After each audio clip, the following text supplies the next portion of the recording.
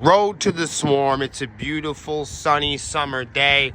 Melissa Wolf here with us. Also, we have a special guest, my homie Zach, trying out for bass. He's the first person to ever audition in person on Road to the Swarm. I play bass primarily. I started out playing guitar. My dad taught me when I was in middle school because he taught my brother, and I got super jealous. We will get many people who are confused or curious about the events or the personal activities that led up to past members of our lineup departing. Everybody wants to be a guitar player, and nobody ever wanted to play bass, so I'm like... It just felt natural to you? Exactly. Like, I started out on guitar, and I saw, like, the videos and pictures on stage, and you guys just, like, had this really cool... Like, you guys looked like you took time to, like, put effort into, like, what your stage show would be. So you like choreography? Oh, absolutely. That's what drew me to it. It was like, oh, a band that wants to, like have their moves planned out and like choreography, theatrics, and like really go for it. In the sense of everyone needing a villain or a fall guy or a sacrificial lamb, I don't mind being that person because I'm the most driven. You need the most driven person because the most driven person is the easiest guy to pin the tail on the donkey. I'll be the bad guy, I'll be the devil's advocate. I am the bad guy because I'm the most professional, I'm the most driven, and I know what I want more than everybody else.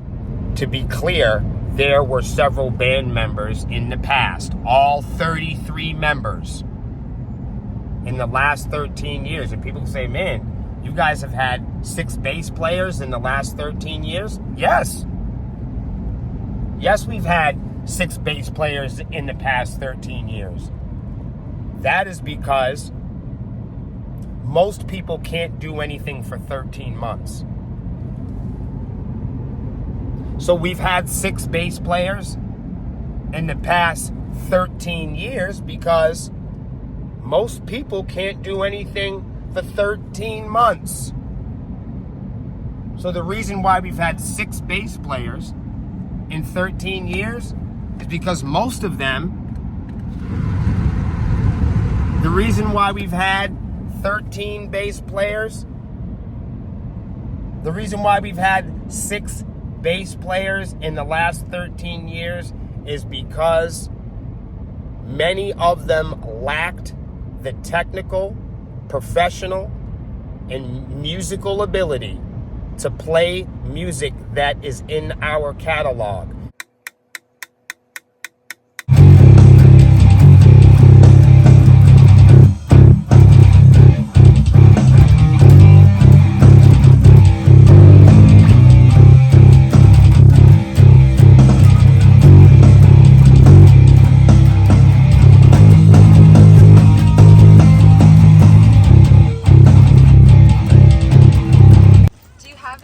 Past experience in like performing arts, such as like theater or... I do. Really? When I was in high school, I was in like guitar ensemble, I was in concert choir, and I did theater and like the drama club and everything like that. All the way through? All the way through, yeah, definitely. You know what I noticed since I fixed the PA? The bass sounds better. Did you notice that? I've improved it. I did notice that, actually.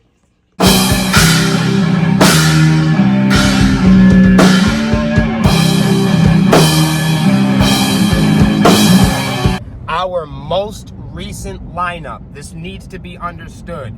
In our most recent lineup, there were several members in the lineup that could not complete, that could not perform or play or learn our current catalog.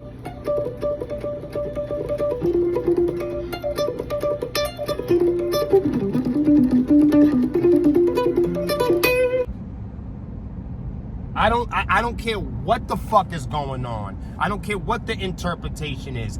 These guys could not physically play the material. That's not a personal statement. That is a professional statement.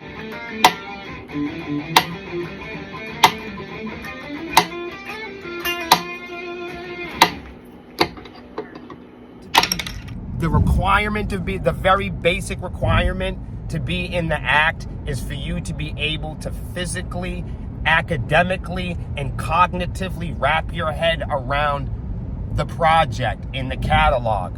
There are huge missing pieces and chunks of the catalog that we never perform on stage. You've gone to Sepsiss shows and you've wondered why, how come they haven't played this song? How come they haven't played that song?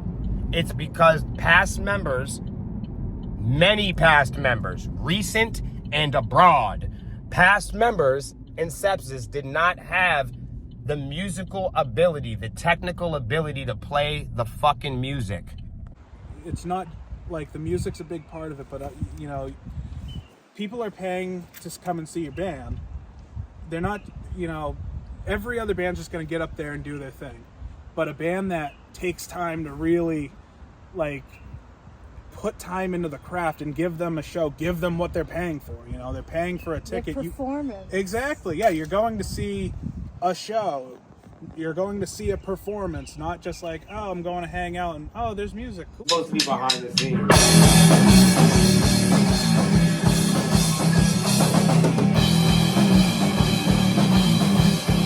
I was like, you know what, fuck this, I'll just switch to bass and I'll be able to get way more opportunities. And I ended up just falling in love with bass. I was in a band, a metalcore band called Letting Go, and I was in that for 8 years.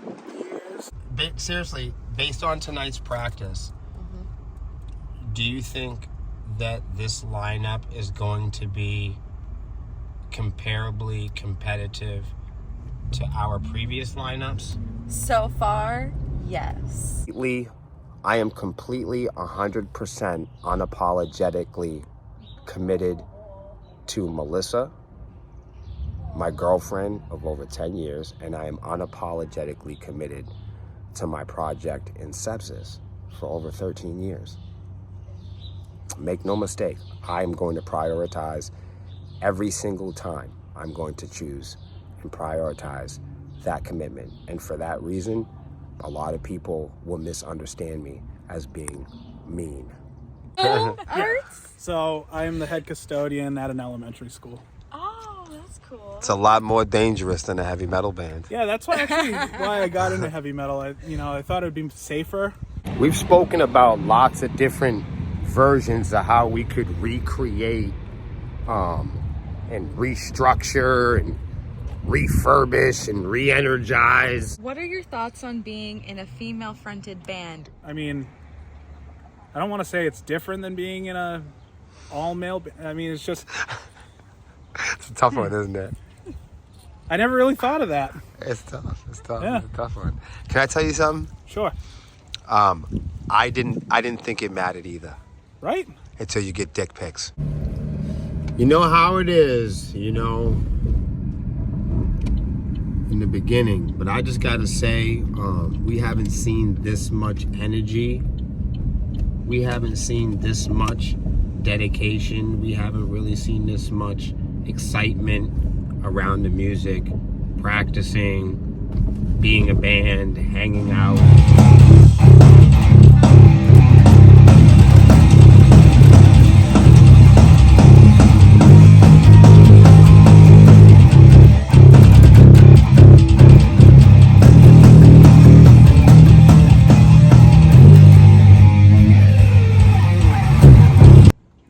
So people get all wound up about the ethics and the morals in terms of female-fronted acts. But I think the part that we're skipping over a lot is how Spotify catalogs the music. So I think when people are asked the question a lot of the times, how do they feel about female-fronted bands? I think they respond to shit that you see on the internet and gender charged and trigger charged and meme, blog, metal, mag, you know, charged emotional stuff.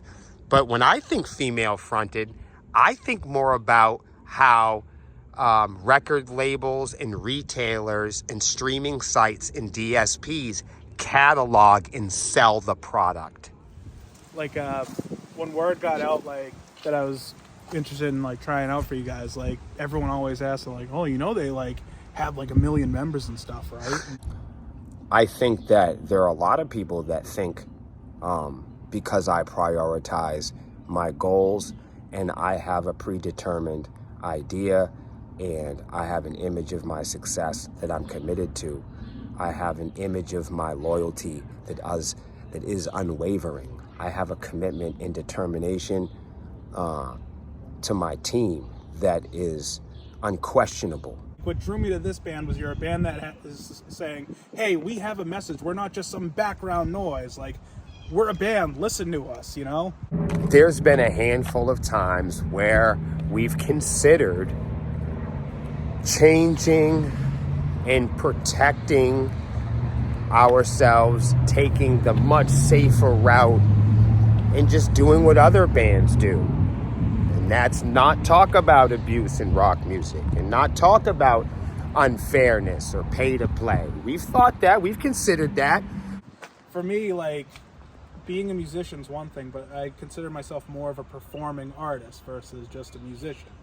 Because of that, people will misunderstand my drive and my ambition as being cold, as being mean. I certainly understand that. You're just like, here are the cards we have. So it was like, all right, you know, it made me feel more comfortable because it's like, oh, there's no secrets and they're transparent. So there are a lot of people that will claim that because I prioritize Melissa in the band, because I prioritize my loyalty, my undeniable loyalty to my girlfriend and her project, some people will misunderstand that as me being mean. But there is a personal commitment that I have to Melissa and a professional commitment that I have to Sepsiss. And a lot of people will think that I'm mean because I prioritize and I'm committed to both. I always feel like, why would anybody invest in me if I can't invest in myself? So if you're talking about a band or a company, even forget music, like you're starting up your own restaurant or something, you're not going to expect everyone to just hand you money. No, you got to put in your time, effort, and money. And investment isn't just money. Everyone thinks investment, but it's also your time. Like sitting down, like in music, I have to invest time into sitting down and practicing and learning my material. It's popular belief that artists and rock stars and celebrities have been taught to stand over their fans. They've been taught to be up in high podiums and stages, to stand over their fans, and to be taught. A lot of celebrities and public figures and they've been put in these positions and given the opportunity to connect with their fans, and because of outdated ideas and energy, a lot of celebrities are still rolling with that outdated motivation of standing over their fans and desiring to be worshipped. And that's something that we've just thrown out. We don't have the desire to stand over our fans. We have the desire to meet every single one of them. We don't have the desire to be worshipped or stand over people so much as we desire to stand with them. Like, nobody can surprise me, like, by like, oh, do you know they like worked in the adult entertainment business? Like, yeah, they told me. A lot of people won't live or die for what they believe in. It's not because they're bad people, it's because they don't fucking believe in anything. So when people come across somebody like me, I'm somebody that has a lot that I believe in. I'll go to jail for it. I'll go to the hospital over it. I live and die and speak proudly and fearlessly from the top, from the motherfucking rooftops. Anything worth doing is worth overdoing. So, like, music isn't just a hobby. I want to make it my career. In many terms, if I'm not the fragile person that people want me to be, then I have to be a villain. Addressing any type of confusion or any type of concern of the personal events,